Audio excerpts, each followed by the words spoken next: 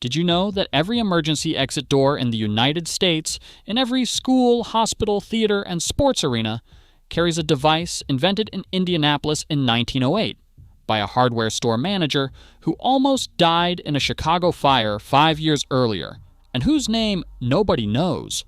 Or that 400 feet beneath a dairy farm in Bedford, Indiana, there is a river, a fully navigable, boat-accessible underground river stretching 3 miles through 21 miles of mapped passages, the longest navigable underground river in the United States, discovered accidentally when a thunderstorm opened the ground in 1940 and open for boat tours right now.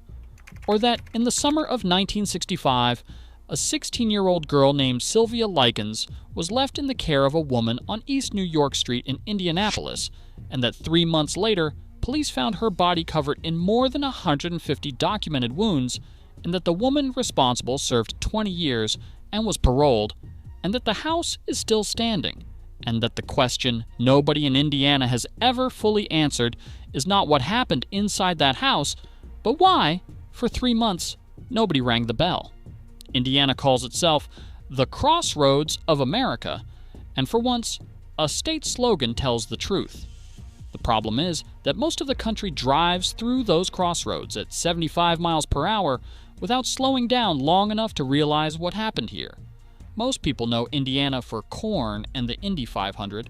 Nobody told them Indiana raised Abraham Lincoln, invented the breathalyzer, built the world's first electric city, holds America's longest navigable underground river, and is home to a sand dune that swallowed a 6-year-old boy whole on a public beach in 2013 and kept him alive underground for 3.5 hours in a geological formation that scientists say should not exist. So settle in, because we are counting down 25 facts about Indiana that will completely change how you see the Crossroads State. Stick around to the very end, because what we saved for last is documented, devastating, and has never been fully explained. Coming in at number 25, the ground that eats children. On July 12, 2013, 6-year-old Nathan Wosner of Sterling, Illinois, was climbing Mount Baldy, the tallest moving sand dune on the southern shore of Lake Michigan, inside Indiana Dunes National Lakeshore. When the dune opened beneath him and he fell 11 feet underground, he disappeared in seconds. There was no visible hole before he dropped. His father and a friend began digging with their hands. Rescue workers arrived and dug for 3.5 hours before they reached him, buried in a sealed air pocket at the bottom of a vertical shaft in a structure that, according to the National Park Service, should not be capable of producing an internal void. Sand dunes are loose grain stacked on loose grain. They do not have hollow spaces. Nathan Wessner was transported unconscious to the University of Chicago's Comer Children's Hospital. He survived. Geoscientist Aaron Argylen of Indiana University Northwest was on site that day, pregnant, studying wind speeds, and later co-authored a 2015 study proposing the voids form where decomposed buried tree trunks leave vertical shafts she called dune decomposition chimneys. The National Park Service launched a federal investigation. The EPA brought ground-penetrating radar. They found a second hole. They found more. Park Ranger Bruce Rowe told reporters, "I've been a park ranger here since 1991, and I've never heard of anything like this here or at other sand dune parks. It's baffling." The NPS told media explicitly that what happened to Nathan Wessner was not a sinkhole, because they had no existing category for it. The dune is still moving. The holes have not been eliminated. The science has not caught up to what Indiana did to a 6-year-old on a public beach. At number 24, the river that should not exist. In the farmland of Lawrence County, Indiana, 80 miles south of Indianapolis, there is a river nobody told you about. It is 400 feet underground, runs for 3 navigable miles through 21 miles of surveyed karst passages, the longest navigable underground river in the United States according to the National Speleological Survey, which ranks the entire system as the 29th longest cave in the country. Blue Spring Caverns drains a 15 square mile sinkhole plain and maintains a constant 54 degrees Fahrenheit year-round. The river was not discovered until 1940, when a thunderstorm opened a sinkhole on a dairy farm owned by George Cole Glazier. He boarded it up. In 1963, a college student named Jim Richards asked Cole Glazier for a permission to go down. Cole Glazier agreed. Richards and his team spent 6 years mapping what was under the farm. They found a river. It is open for boat tours from March through October. 21 miles of passages beneath Indiana farmland, roughly the distance from downtown Chicago to O'Hare International Airport, horizontal, underground, in complete darkness, under Indiana. 400 feet beneath a dairy farm. Nobody in the tourism industry tells you to go. Landing at number 23, the city that lit the world. Here is what Hollywood never told you about the invention of electric light. On March 31st, 1880, more than 10,000 people descended on the city of Wabash, Indiana. The population of Wabash was 320. The equivalent today would be 440,000 people flooding into a single small town to watch one thing happen. What they watched was the first city in the world to be fully illuminated by electric light. 4 3,000 candle-power brush arc lamps were hung from the dome of the Wabash County Courthouse, powered by a 12-horsepower steam engine in the building's basement. The Wabash County Council had appropriated $100 to the Brush Electric Light Company for the test. When the lights came on, journalists reported that men fell to their knees. Scientific American documented the event on April 2, 1981. The Indiana Historical Bureau has placed a state historical marker. One of the original brush arc lamps is on display in the Wabash County Courthouse today. History gave the invention of electric light to Thomas Edison and New York City. The first city in the world to turn the lights on was a town of 320 people in north-central Indiana, and history forgot to mention it. Fact 22, the door between living and dying. On December 30th, 1903, a fire broke out at the Iroquois Theater in Chicago during a matinee attended by 1,100 people. The theater was 2 weeks old. It had been advertised as entirely fireproof. An arc light ignited muslin curtains. The fire spread in minutes. 602 people died. Many of them died because they could not get the doors open. The exit doors swung inward. The crowds pressed against them from behind. Nobody could turn the handles. People died stacked against doors that were not locked, that were not jammed, that were simply designed for a world where crowds moved in orderly lines. Carl Prinzler had planned to attend the Iroquois that day. He changed his plans. He was manager of the builder's hardware department at Vonnegut Hardware Company in Indianapolis.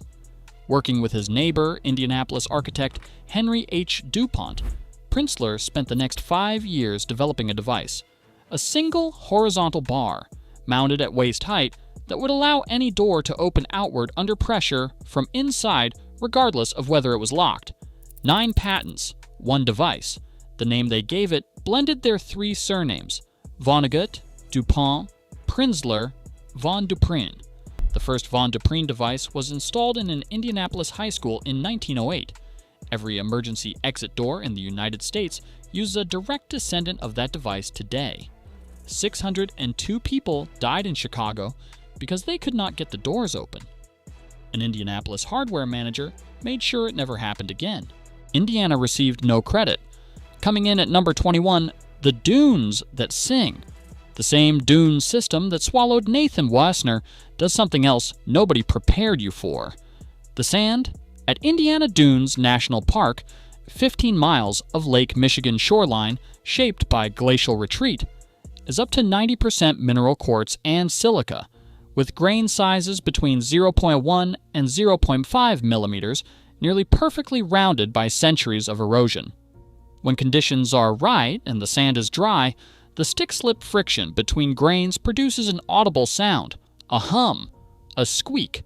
Visitors call it singing sands, and Indiana Dunes is one of fewer than several dozen places on Earth where the phenomenon occurs, documented by the Indiana Department of Natural Resources and the National Park Service.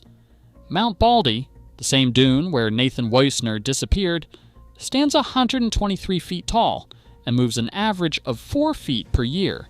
Driven by Lake Michigan wind in a single human lifetime of 80 years, it travels 320 feet, roughly a city block, as a single geological body. Most of America has never been told it exists. A dune that moves, sings, and eats children. Indiana just calls it a park. At number 20, the jail that spun. The first rotary jail ever built in the United States was constructed in Crawfordsville, Indiana, in 1882. It was designed by Indianapolis architect William H. Brown and built by Benjamin F. Hoff's Iron Foundry in Indianapolis based on a patent filed in July 1881. The design is exactly what it sounds like, a circular cell block of 16 wedge-shaped cells arranged on a two-story turntable around a central shaft, operated by a single hand crank. Only one cell aligns with the single entrance at any time. If a jailer needed a specific prisoner, they cranked the mechanism until that prisoner's cell rotated to the door. 2 guards ran the entire facility. The jail served Montgomery County for 91 years until 1973. The cell block was immobilized in the 1930s because prisoners kept losing their limbs in the rotating mechanism. Of approximately 18 rotary jails ever built in the United States, the Crawfordsville Jail is the only one with a functioning rotary mechanism still in operation.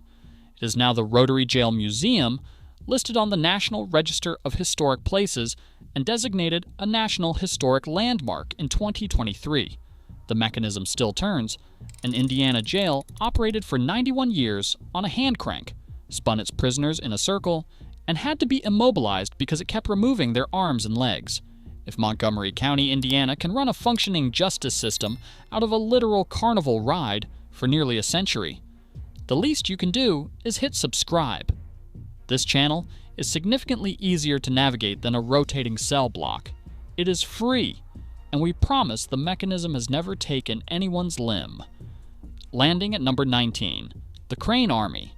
Every fall, between October and December, the sky above Jasper Pulaski Fish and Wildlife Area in Metairyville, Indiana, fills with sandhill cranes. Not dozens, not hundreds, tens of thousands. The Indiana Department of Natural Resources conducts weekly counts during peak migration. On November 22, 2022, a single count recorded 31,975 cranes in a single afternoon, more than the entire attendance at the first game ever played at Wrigley Field, descending simultaneously on a wildlife area in rural Indiana. The International Crane Foundation staffs the observation tower every Saturday from late October through mid-December. Endangered whooping cranes are occasionally spotted moving through the flocks. Jasper Pulaski is 879 acres of wetland, upland, and woodland habitat, established in 1929 to offset the destruction of the Grand Kankakee Marsh. Every year, 30,000 cranes descend on a wildlife area in Indiana. Almost nobody outside of Indiana is told to go. Almost nobody outside of Indiana is told it exists. Fact 18, the biodiversity anomaly. Here's what nobody taught you about Indiana dunes. The same 15,300 to 49-acre park along Lake Michigan, where the sand sings and the dunes move, is ranked 8th among all National Park System units for total plant diversity by the National Park Service, with more than 100 native vascular plant species documented. Save the Dunes, the organization that fought for the park's protection, notes it has one of the highest plant biodiversity densities, species per acre, of any national park in the country. The park contains 28 native orchid species, more than Hawaii. It supports habitat for 30% of Indiana's rare, threatened, and endangered plant species. More than 350 bird species have been documented within its boundaries. And in the 1890s, University of Chicago scientist Dr. Henry Cowles conducted research on plant succession at Indiana dunes that established ecology as a distinct scientific discipline. The National Park Service designates Indiana dunes as the birthplace of American ecology. The park sits adjacent to an operating steel mill in Burns Harbor, Indiana. More orchid species than Hawaii, the 8th most biodiverse park in the National Park System, the birthplace of American ecology as a science, and it sits next to a steel mill. It did not make the list of parks you have heard of. Coming in at number 17, the Underground Mountain. Wyandotte Cave located in Harrison Crawford State Forest near Leavenworth in southern Indiana, contains Monument Mountain, a stalagmite formation 135 feet tall that is considered the world's largest underground mountain, 135 feet.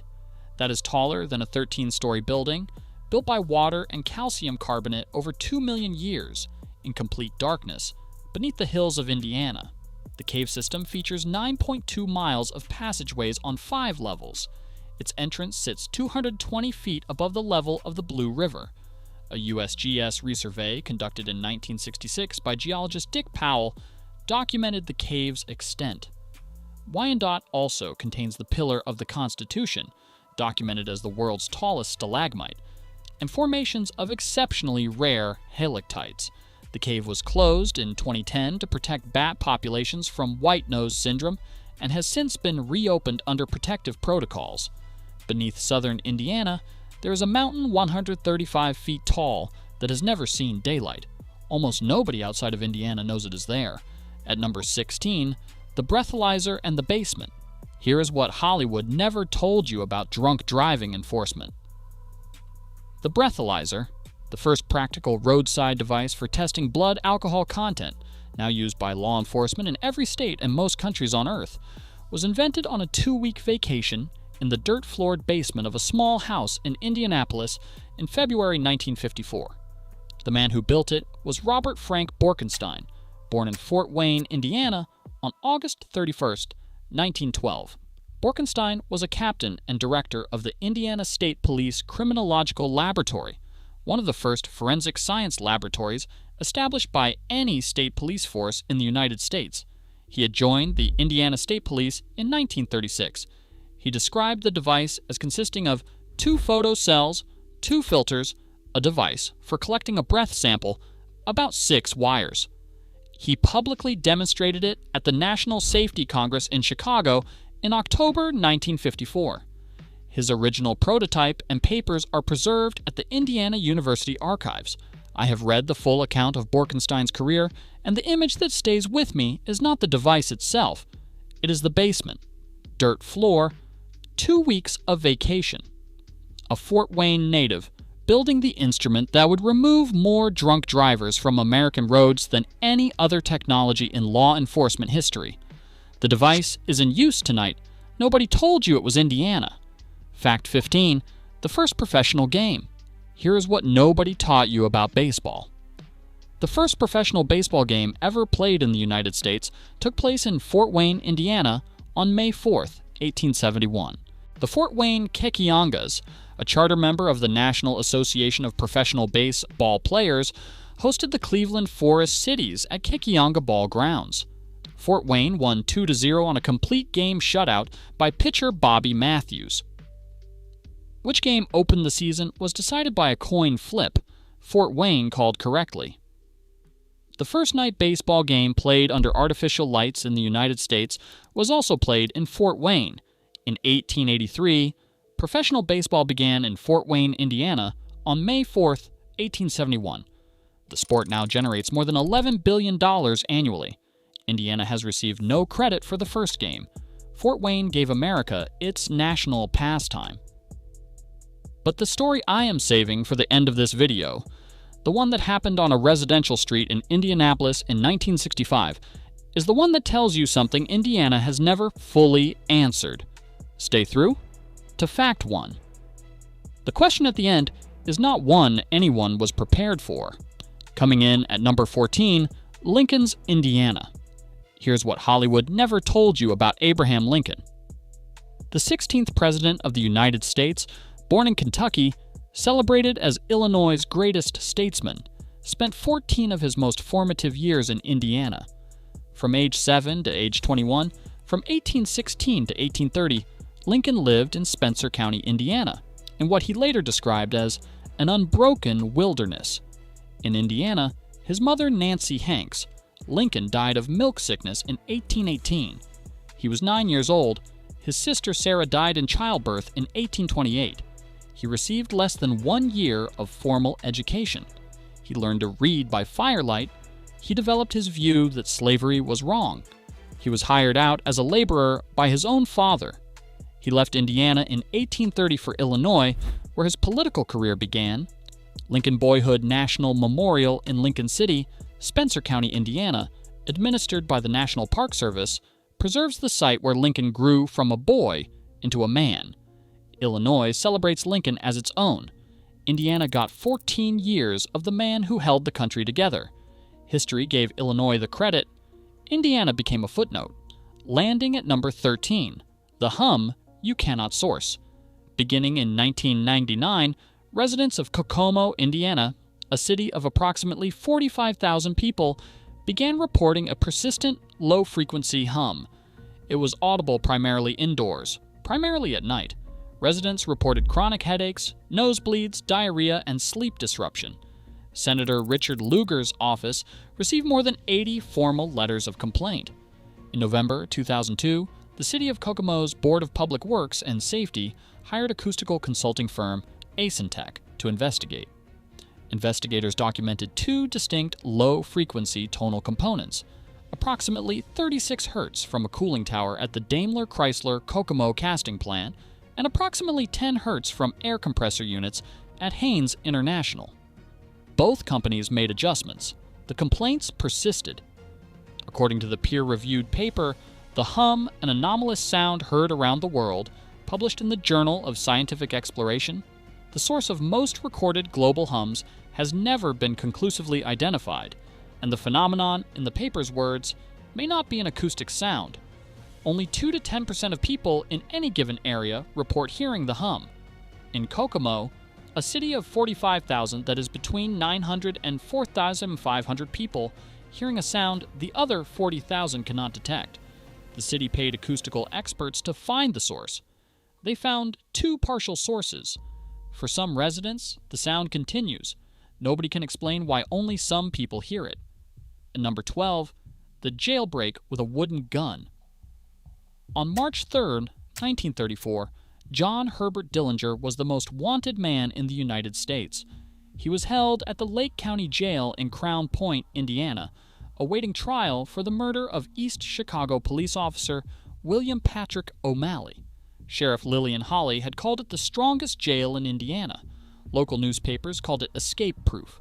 At 9:30 in the morning, Dillinger fashioned a pistol from a piece of wood, likely a washboard, darkened with shoe polish, and used it to control 2 deputies. He locked 24 guards in their own cells. He obtained a real Thompson submachine gun from the jail armory. He drove away in Sheriff Hawley's personal police car. The Chicago Daily News covered the escape on March 3, 1934. The escape directly triggered the passage of the Federal Anti-Racketeering Act, which expanded FBI jurisdiction to cross-state criminal pursuits. Dillinger was killed by federal agents outside the Biograph Theater in Chicago on July 22, 1934, 141 days after walking out of Crown Point. A carved piece of wood and a coat of shoe polish defeated the strongest jail in Indiana, humiliated the female sheriff who promised she could hold him, and changed the structural authority of the FBI. Indiana's response to the most embarrassing jailbreak in the state's history was to force the federal government to write new law. Fact 11. The state that invented America. Elwood Haynes of Kokomo, Indiana, built and demonstrated one of the first gasoline-powered automobiles in the United States, the Pioneer, at Kokomo's 4th of July celebration on July 4, 1894, on Pumpkin Vine Pike, using a Since 2-cycle gasoline engine. Elmer Apperson of Kokomo invented the first automobile headlight in 1898. Sylvanus Bowser of Fort Wayne invented the first practical commercial gasoline pump in 1885. Robert Borkenstein of Fort Wayne invented the breathalyzer in 1954. The Taggart Baking Company in Indianapolis introduced Wonder Bread in 1921. The Root Glass Company in Terre Haute designed the Coca-Cola Contour bottle in 1915. The first canned tomato juice was created at a hotel in French Lick, Indiana in 1928.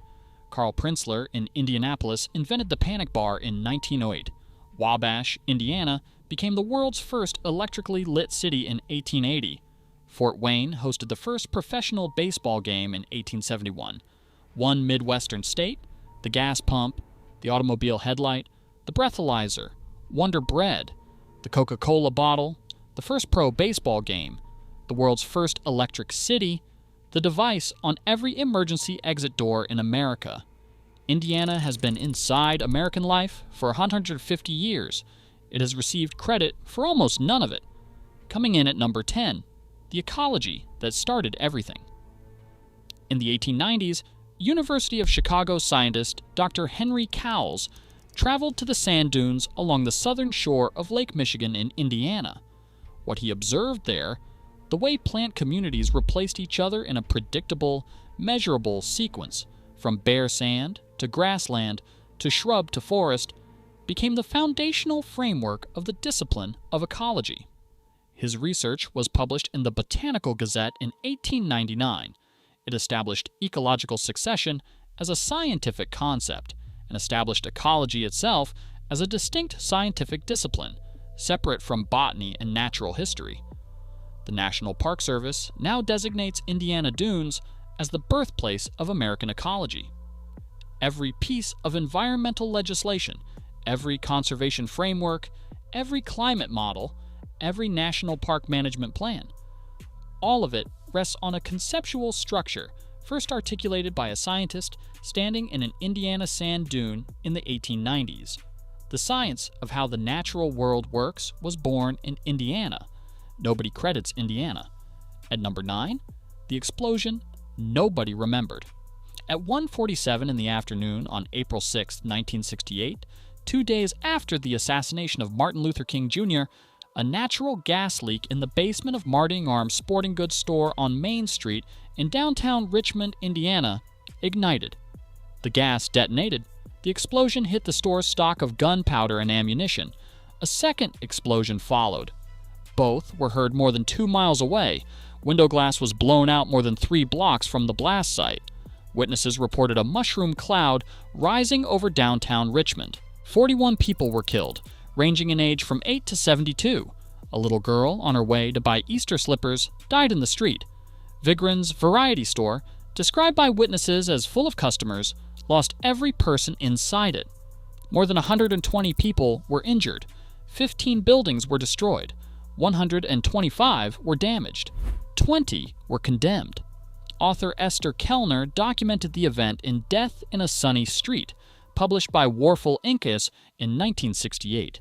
The 1968 Natural Gas Pipeline Safety Act, Public Law 9481, was enacted by Congress on August 12, 1968, in direct federal response to the Richmond disaster. 41 people died on a Saturday afternoon in downtown Indiana. Martin Luther King had just been assassinated. The country's attention was elsewhere. Congress passed a law. Indiana carried it alone. The memorial at the corner of 5th Street and Main Street in Richmond still stands. Fact 8. The stone that should have fallen. Near Shoals, Indiana, on the banks of the White River in Martin County, there is a geological formation that has no reason to exist. Jug Rock is a narrow sandstone pedestal topped by a dramatically wider cap of harder rock. A natural stone mushroom standing approximately 60 feet tall, the result of millions of years of differential erosion as the harder cap rock protected the softer material beneath it from weathering away completely. The Indiana Geological Survey has documented the formation.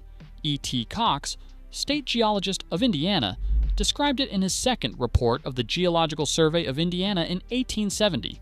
Jug Rock is the tallest freestanding table rock formation east of the Mississippi River. It stands adjacent to the ruins of an early 20th century resort and an abandoned Boy Scouts camp. It is visible from the highway. Most cars pass it at 60 miles per hour without slowing down. The tallest freestanding table rock east of the Mississippi is on the side of a road in Martin County, Indiana. Nobody stops. Landing at number 7, the park that fought for 70 years. Indiana Dunes National Park, the 8th most plant biodiverse national park in the country, the birthplace of American ecology, the site of Mount Baldy, and its unexplained underground voids, spent more than 70 years fighting to exist. Beginning in the early 1900s, Chicago area scientists and conservationists, recognizing what the dunes represented scientifically and ecologically, began advocating for federal protection. Industrial interests successfully lobbied to reduce the proposed boundaries repeatedly over decades. The park was designated a national lakeshore in 1966. It was not designated a national park until 2019. The Cleveland Cliffs Steel Facility in Burns Harbor, Indiana, formerly Arcelor Middle, formerly Midwest Steel, continues to operate directly adjacent to the park's western boundary. The birthplace of American ecology had to spend 70 years fighting for legal protection while an industrial facility operated on its border. The park where the science of nature itself was founded needed 70 years to be recognized as a park. The steel mill is still running tonight. At number 6, the state that shaped Lincoln. We told you Illinois got the credit. Here's what Illinois didn't get. Nancy Hanks Lincoln, Abraham Lincoln's mother, is buried in Spencer County, Indiana. She died on October 5, 1818, of milk sickness, a toxic illness caused by drinking milk from cows that had grazed on white snakeroot plants. She was 34 years old. Lincoln was 9. Her grave is preserved at Lincoln Boyhood National Memorial in Lincoln City, Indiana, administered by the National Park Service. Lincoln later wrote of his Indiana years that it was an unbroken wilderness where an axe was put in his hand, where his bedrock conviction that slavery was wrong took root, where he learned to read by firelight, where he grew to 6 feet tall and was hired out as labor by his own father, where he lost his mother and his sister in the space of 10 years. He spent 14 years in Indiana. He spent 30 years in Illinois. Illinois became Lincoln's state. Nancy Hanks. Lincoln's grave is in Indiana. The man who saved the Union was shaped in Indiana. History gave Illinois the credit. Indiana got a footnote and a national memorial that most Americans have never been told to visit. Fact 5. The building codes written in Chicago's blood. 602 people died in the Iroquois Theater in Chicago in 1903 because they could not get the doors open. Indiana fixed it. Carl Prinzler's Von Duprin device was installed in Indianapolis high schools in 1908. By 1910, Indiana's state factory inspector had confirmed that new theaters incorporating Von Duprin hardware exceeded all existing Indiana theater safety law. The device spread city by city, state by state. Today, Von Duprin is the world's leading manufacturer of exit hardware. Headquartered in Indianapolis, operating as a division of Allegion plc. The company takes its name from 3 Indianapolis men, Vonnegut, DuPont, Prinzler.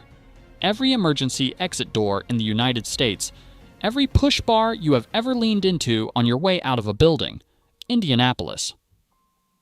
1908. The company is still there. The device is still shipping. You have never heard its name, but the number I keep coming back to is not 602. It is 150. That is the number of documented wounds on a 16-year-old girl found on East New York Street in Indianapolis in October 1965. We are almost there. Do not leave. Coming in at number 4, the house on East New York Street.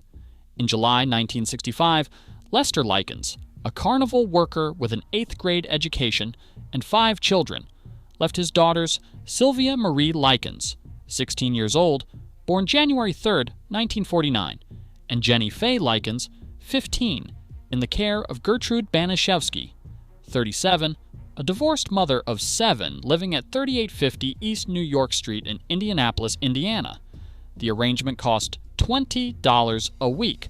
Lester Likens and his wife were traveling with the carnival. The $20 was late. Gertrude Banaszewski beat Sylvia. The next payment was late. She beat her again. And number 3, the trial that changed the law. Over 3 months in the summer and fall of 1965, the beatings became daily.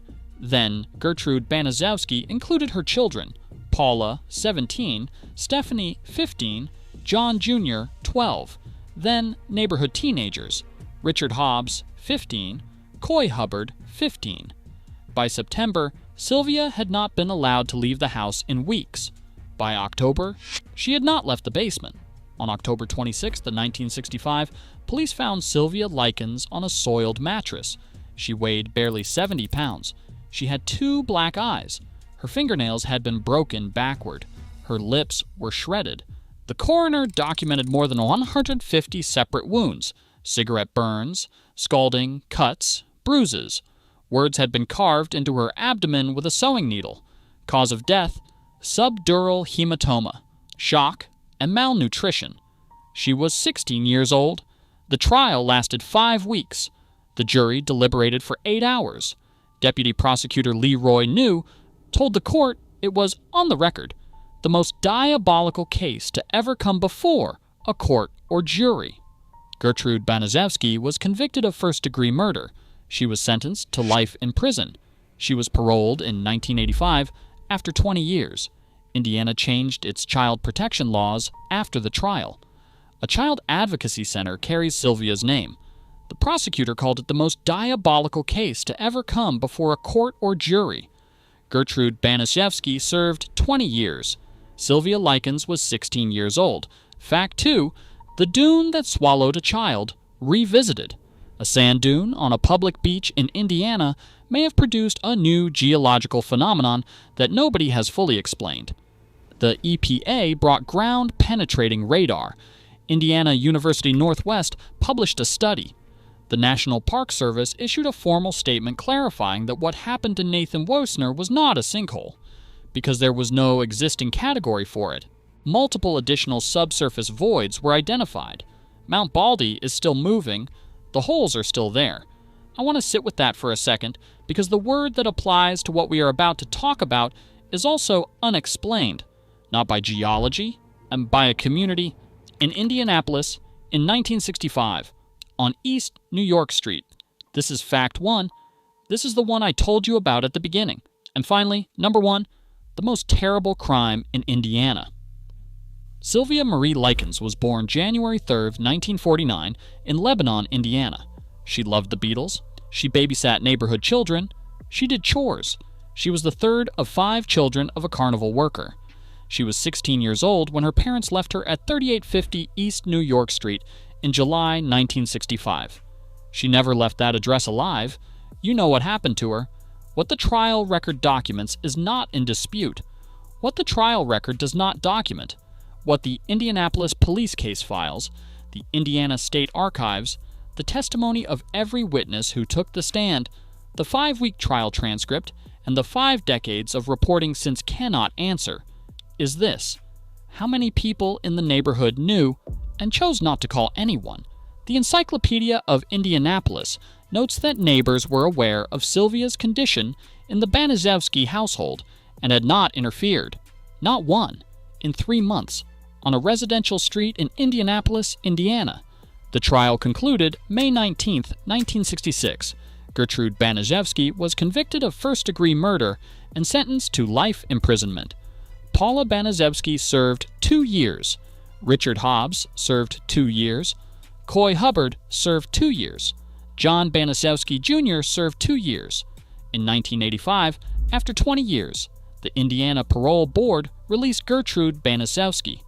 She moved to Iowa under a different name. She died in 1990. Jenny Likens survived. She later mailed her mother a copy of Gertrude Banaszewski's obituary. The note read, "Some good news. Damn old Gertrude died. Ha ha ha ha. I am happy about that." I have read every documented account of what happened on East New York Street, and I cannot tell you why. For 3 months, nobody rang the bell. The Indianapolis police case files cannot tell you. The trial transcript cannot tell you. The Encyclopedia of Indianapolis cannot tell you. Nobody can. Indiana passed a law. Indiana named a center. Indiana carved Sylvia Likens' name into the institutions that failed to protect her. The house at 3850 East New York Street in Indianapolis is still standing. It is a private residence. And the question that Indiana has never answered, the question that no law, no child advocacy center, no trial record, and no 50 years of documentation has ever managed to close, is why, for 3 months, on a residential street in the crossroads of America, not one neighbor rang the bell.